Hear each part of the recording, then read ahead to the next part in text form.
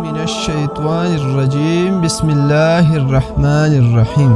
اللہ تبارک و تعالی کے نام سے شروع جو بڑا مہربان اور نہایت رحم کرنے والا ہے۔ ایک ایسی قوم جس پر اللہ تبارک و تعالی نے اپنا دردناک عذاب نازل فرمایا اور اس قوم کے تمام لوگوں کو بندر بنا دیا۔ اس قوم کے لوگ کون سا ایسا گناہ کرتے تھے جس کی وجہ سے اللہ تبارک و تعالی نے ان پر دردناک عذاب نازل فرمایا، اور یہ لوگ بندر بننے کے بعد کتنی دیر زندہ رہے، اور پھر ان کو کس قدر دردناک موت آئی۔ جب یہ لوگ بندر بن گئے تو یہ لوگ اپنے عزیز و اقارب کو دیکھ کر ان سے کیا کہتے تھے، اور کیا آج کے دور میں پائے جانے والا بندر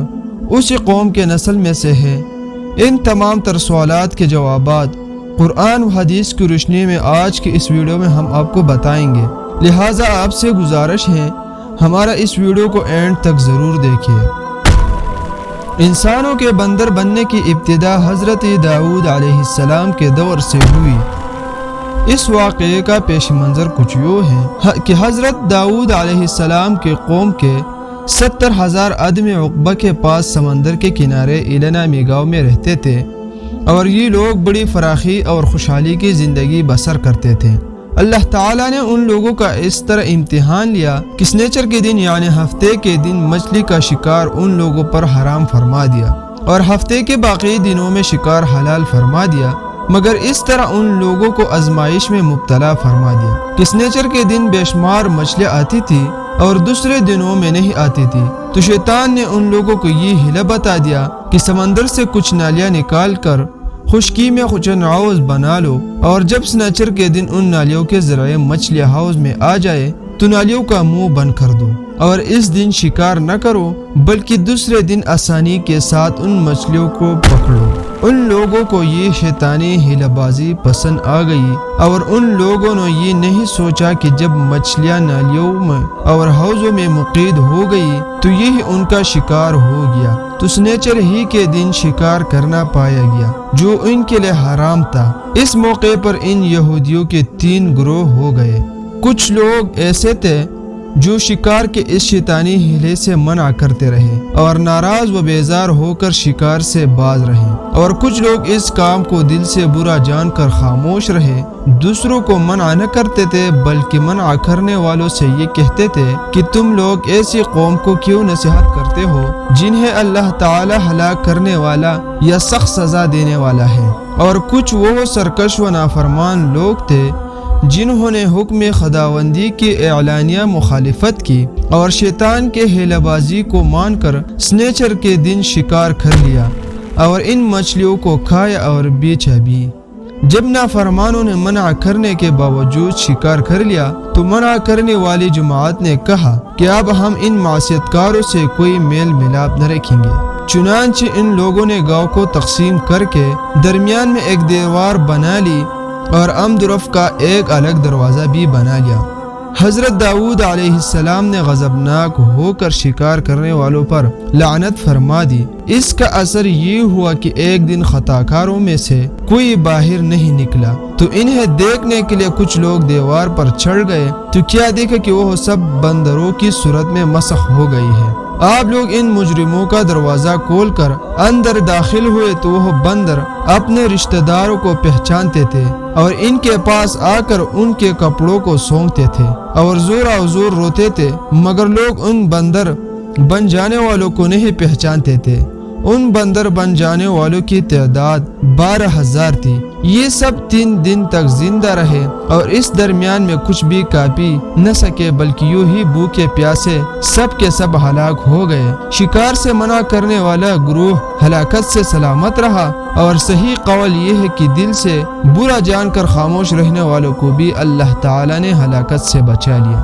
اس واقعے کا اجمالی بیان تو سورہ بقرہ کی اس آیات میں ہے۔ ترجمہ: اور بے شک ضرور تمہیں معلوم ہے کہ تم میں کہ وہ جنہوں نے ہفتہ میں سرکشی کی تو ہم ان سے فرمایا کہ ہو جاؤ بندر دتکارے ہوئے، اور مفصل واقعات سورہ اعراف میں ہے جس کا ترجمہ یہ ہے، اور ان سے حال پوچھو اس بستی کا کہ دریا کنارے تھی جب وہ ہفتے کے بارے میں حد سے بڑھتے، جب ہفتے کے دن ان کی مچھلیاں پانی پر تیرتی ان کے سامنے آتے، اور جو دن ہفتے کا نہ ہوتا نہ آتے، اس طرح ہم انہیں آزماتے تھے ان کی بے حکمی کا سبب۔ اور جب ان میں سے ایک گروہ نے کہا، کیوں نصیحت کرتے ہو ان لوگوں کو جنہیں اللہ ہلاک کرنے والا ہے یا انہیں سخت عذاب دینے والا؟ بولے تمہارے رب کے حضور معذرت کو اور شاید انہیں ڈر ہو۔ پھر جب وہ بلا بیٹھے جو نصیحت انہیں ہوئی تھی ہم نے بچا لیے، وہ جو برائی سے منع کرتے تھے،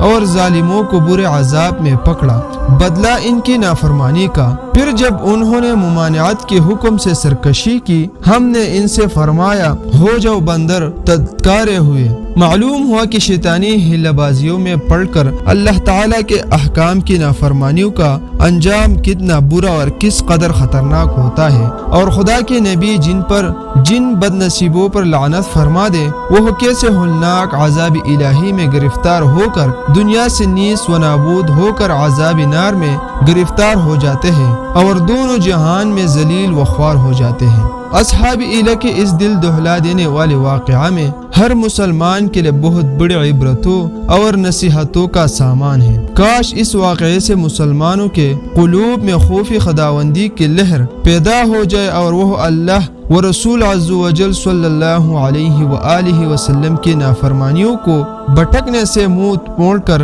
صراط مستقیم کی شاہراہ پر چل پڑے، اور دونوں جہانوں کی سربلندیوں سے سرفراز ہو کر اعزاز و اکرام کی سلطنت کے تاجدار بن جائے۔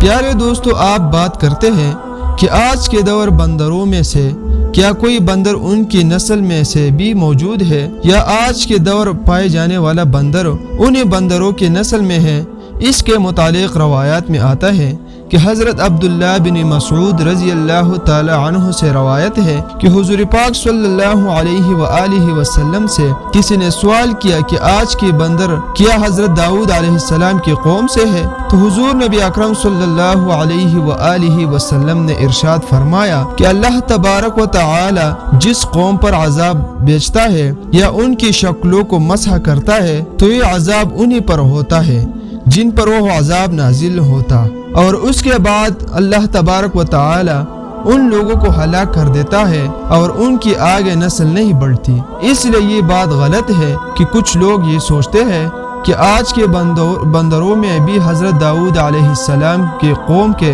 بندر بننے والوں کی نسل موجود ہے۔ ایسا کچھ بھی نہیں ہے۔ وہ لوگ صرف